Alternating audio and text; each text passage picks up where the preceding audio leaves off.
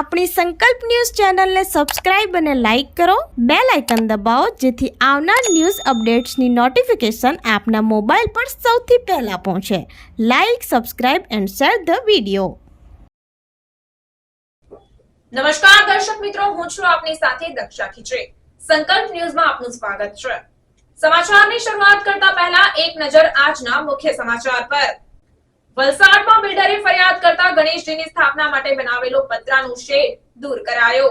વલસાડમાં વર્ષોથી જે જગ્યા પર ગણેશજીની સ્થાપના થતી હતી તે જગ્યા પર સ્થાનિક લોકો દ્વારા પતરાનો શેડ બનાવવામાં આવ્યો હતો, જેમાં એક બિલ્ડરે આ પતરાનો શેડ દૂર કરવા માટે નામદાર હાઈકોર્ટમાં ફરિયાદ કરતા નામદાર હાઈકોર્ટના હુકમથી આજરોજ વલસાડ નગરપાલિકા દ્વારા પોલીસ બંદોબસ્ત ગોઠવી પતરાના શેડને દૂર કરવાની કામગીરી હાથ ધરી હતી. આ મામલે સ્થાનિકોના જણાવ્યા મુજબ વલસાડ નગરપાલિકાના વોર્ડ નંબર 6માં આવેલા નવયુગ વિસ્તારમાં પસાર થતી ગંગલી ખાડી પર વર્ષોથી માંચડો બનાવી ગણેશજીની દર વર્ષે સ્થાપના કરવામાં આવે છે.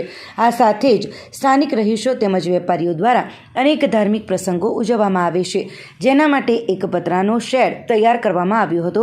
સમય જતાં ગંગલી ખાડી નજીક 2 બિલ્ડિંગો તૈયાર થઈ ગઈ હતી, જેમાં બિલ્ડિંગના બિલ્ડર દ્વારા નામદાર હાઈકોર્ટમાં પતરાના શેડને ગેરકાયદેસર ગણાવી પતરાનું શેડ દૂર કરવા માટે ફરિયાદ જે તે સમયે કરી હતી, જેમાં નામદાર કોર્ટના હુકમથી આ પ્રકરણમાં તપાસ ચાલી હતી અને સમય જતાં આજરોજ નામદાર હાઈકોર્ટના હુકમથી પતરાનો શેડ દૂર કરવાની કામગીરી પાલિકા દ્વારા હાથ ધરવામાં આવી હતી. આ સાથે સ્થાનિકોના જણાવ્યા મુજબ ફરિયાદ કરનાર બિલ્ડરે પણ તેની બિલ્ડિંગમાં પાછળના ભાગે 5 જેટલી દુકાનો ગેરકાયદેસર હોવાનું ગણાવ્યું હતું અને આવનાર દિવસોમાં દુકાનો વિરુદ્ધ સ્થાનિકોએ પણ ફરિયાદ કરવાની તૈયારીઓ બતાવી છે. નગરપાલિકા ડિમોલેશન કરવા નથી આવી. નગરપાલિકા જે મંડપના પતરાનો શેડ ઉપર બાંધેલો છે ને, એ પતરાનો શેડ અભિષેક મુઠ્ઠા નામના બિલ્ડરની સ્પેશિયલ સિવિલ એપ્લિકેશનના આધારે હાઈકોર્ટમાં જે દાખલ થયેલી છે એ સંદર્ભમાં આ રસ્તો ખુલ્લો કરવા માટે એ પ્રક્રિયાના ભાગરૂપે આવેલી છે. ગંગલી ખાડી વર્ષોથી વલસાડ નગરપાલિકાને ખબર છે કે આ વરસાદી પાણીનું વહન કરતી ખાડી છે. 54 વર્ષથી ગણપતિની સ્થાપના થાય છે અને એક વ્યક્તિની અરજીના આધારે અમારે હાઈકોર્ટમાં પક્ષકાર તરીકે જોડાવવું પડેલું છે અને હાઈકોર્ટમાં મેટર પેન્ડિંગ છે. છતાં પણ નગરપાલિકા આજે કયા કારણસર આ પતરાનો શેડ દૂર કરી છે અમને ખબર નથી. મૂળ વસ્તુ સ્થિતિ એ છે કે નગરપાલિકાએ અમને 1971માં 15x12નો માછડો બનાવીને ગણપતિ અને બીજા તહેવારો કરવાની પરવાનગી આપેલી છે, જેના ઠરાવો છે અમારી પાસે. અને એ ઠરાવોને આધારે વર્ષોથી અમે લોકો અહીંયા ગણપતિની સ્થાપના કરતા આવેલા છે. એક વ્યક્તિને અરજીના સંદર્ભમાં હાઈકોર્ટના ડાયરેક્શનમાં નગરપાલિકાએ 23 તારીખે પોતાનો રિપોર્ટ સબમિટ કરવાનો હોવાને કારણે આ પતરાનો શેડ દૂર કરે છે. આ ગંગલી ખાડી છે, કોઈ અવર જવરનો રસ્તો નથી અને એ જો ફ્રન્ટ એલિવેશન બતાવતો હોય તો ગંગલી ખાડી ક્યાંથી ફ્રન્ટ એલિવેશન થાય? ફ્રન્ટ એલિવેશન આ રોડ છે, એ ફ્રન્ટ એલિવેશન ગણાય. એટલે આખી ફરિયાદ ઉપજાવી કાઢેલી છે અને કનડગત કરવાનો એક પ્રયાસના ભાગરૂપે છે.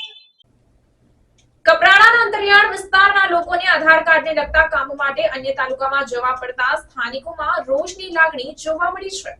જિલ્લા અધિક કલેક્ટરને આવેદનપત્ર આપી આધાર કાર્ડ સેન્ટર ખોલવાની માંગ કરવામાં આવી હતી. કપરાડા તાલુકાના અંતરિયાળ વિસ્તારના લોકોને આધાર કાર્ડને લગતા કામ માટે અન્ય તાલુકામાં જવું પડતું હોય સ્થાનિકો દ્વારા જિલ્લા અધિક કલેક્ટરને આવેદનપત્ર આપી આધાર કાર્ડ સેન્ટર ખોલવા માટેની માંગ કરવામાં આવી હતી. સ્થાનિકોના જણાવ્યા મુજબ કપરાડાના સીમા વિસ્તારમાં લોકોને આધાર કાર્ડ સુધારો અપડેટ કરવો જેવા કામો માટે પારડી અથવા વલસાડ જવું પડે છે. તેઓને 80થી 100 કિલોમીટર જેટલું લંબાવવું પડતું હોય, જેના કારણે રોજગારી પર અસર પડે છે. ત્યારે સ્થાનિક લોકો દ્વારા વલસાડ જિલ્લા અધિક કલેક્ટરને આજરોજ આવેદનપત્ર પાઠવવામાં આવ્યું હતું અને આધાર કાર્ડને લગતા તમામ કામ માટે આધાર કાર્ડ સેન્ટર સ્થળ ઉપર ખોલવા માટેની માંગ કરવામાં આવી હતી, જેથી સ્થાનિકોને અન્ય તાલુકાઓમાં દૂર સુધી લંબાવવું ન પડે તે બાબતે બૂમ ઉઠી હતી.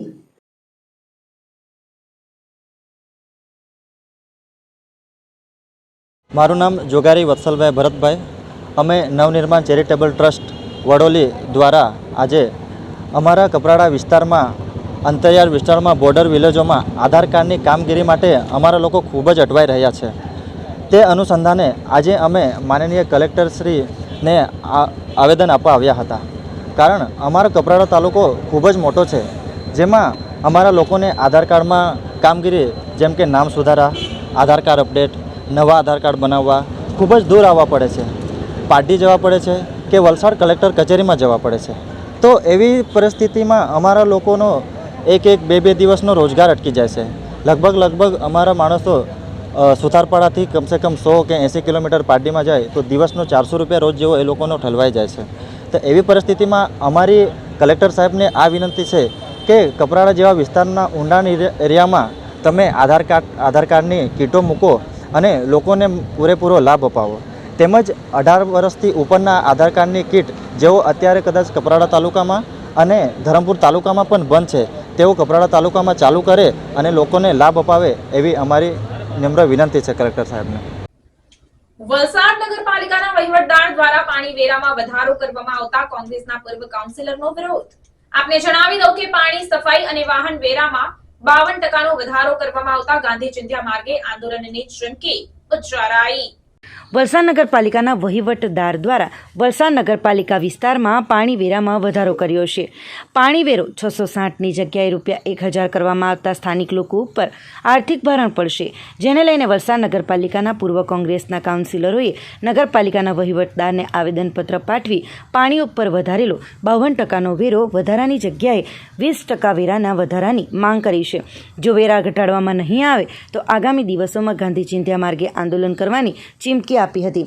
રાજ્ય સરકારમાંથી મળેલી મંજૂરી મુજબ વલસાડ નગરપાલિકા દ્વારા તાજેતરમાં પાણી વેરામાં 660ની જગ્યાએ 1000નો વેરો વસૂલવાની કામગીરી હાથ ધરવામાં આવી છે.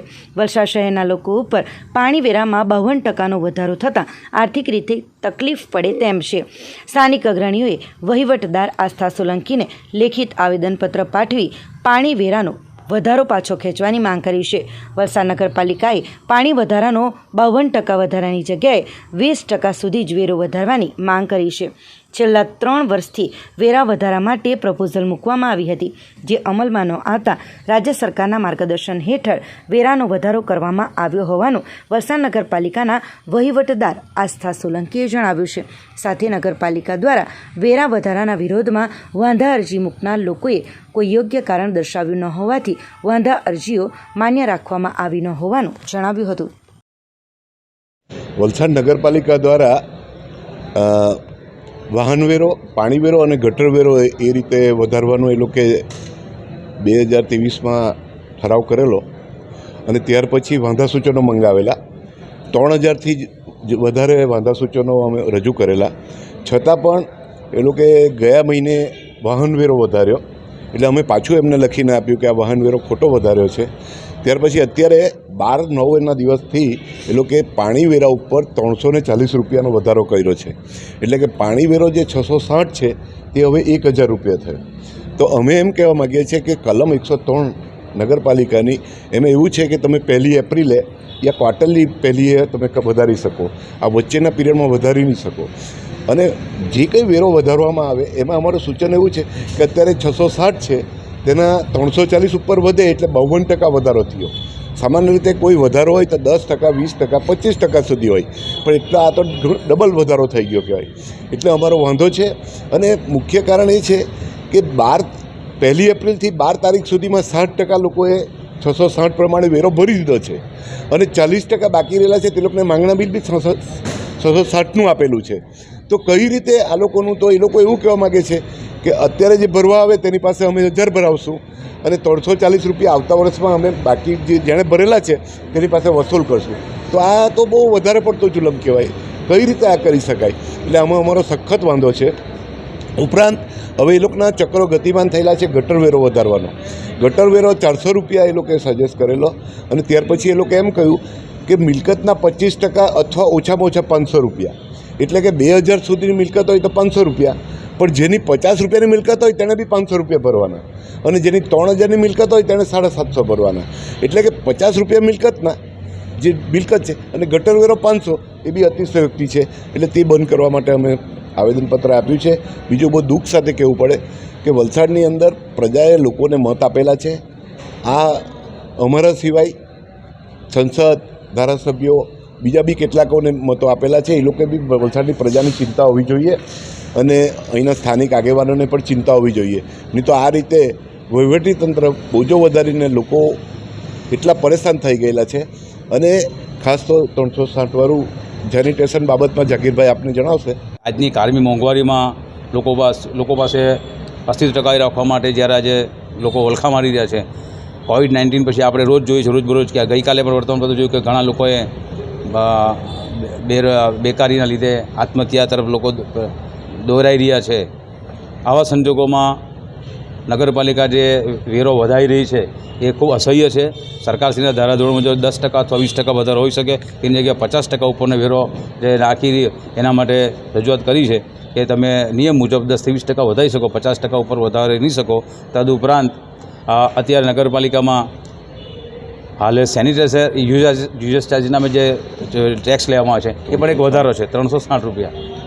એ પણ ગિરીશભાઈ રજૂઆત કરી છે કે સફાઈ વેરો તો તમે લો છો, એની સાથે બીજો એક સફાઈ વેરો સેનિટાઈઝર યુઝર ચાર્જીસ, એ બે જાતના ટેક્સ લેવામાં આવે છે.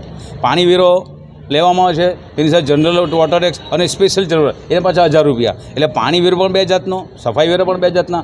તે એટલે અનેક આ જે વેરા ઝીકી રહ્યા છે એ ખૂબ કુદરતી ન્યાયના સિદ્ધાંતના વિરુદ્ધ છે. અને આસ્થાબેન સોલંકીએ આ બાબતે ગિરીશભાઈને અમને ફેરવિચારણા કરી અને યોગ્ય કરવા માટે હૈયા દરપત આપી છે.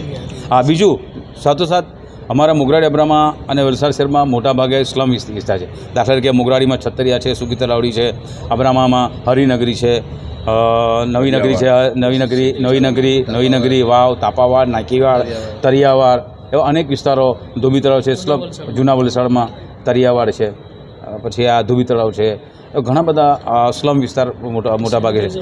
અને ગરીબ લોકોને જે ગિરીશભાઈ કીધું એમ કે ઘરવેરો 50 રૂપિયા હોય તો તેને 500 રૂપિયા તમે બાકીનો ટેક્સ કેવી રીતના લઈ શકો? એ બિલકુલ કુદરતી ન્યાયના સિદ્ધાંતના વિરુદ્ધ છે. એટલે આ બાબતે પણ જ્યારે ગરીબ લોકો, મજૂર વર્ગ જ્યારે આજે રોજીરોટી માટે રઝળતા હોય અને આટલો મોટો ટેક્સ નાખતા હોય તો એ યોગ્ય નથી. અને કાયદો પણ લોકોની સુખ સુવિધા માટેનો છે. અને આવા જે ટેક્સ નાખ્યો છે એ પરત ખેંચવો જોઈએ એવી અમારી માંગણી. તો આ હતા આજના સમાચાર. નવા સમાચાર સાથે કાલે ફરી મળીશું. ત્યાં સુધી નમસ્કાર. આપણી સંકલ્પ ન્યૂઝ ચેનલને સબસ્ક્રાઇબ અને લાઇક કરો, બેલ આઇકન દબાવો જેથી આવનાર ન્યૂઝ અપડેટ્સની નોટિફિકેશન આપના મોબાઈલ પર સૌથી પહેલા પહોંચે. Like, subscribe and share the video.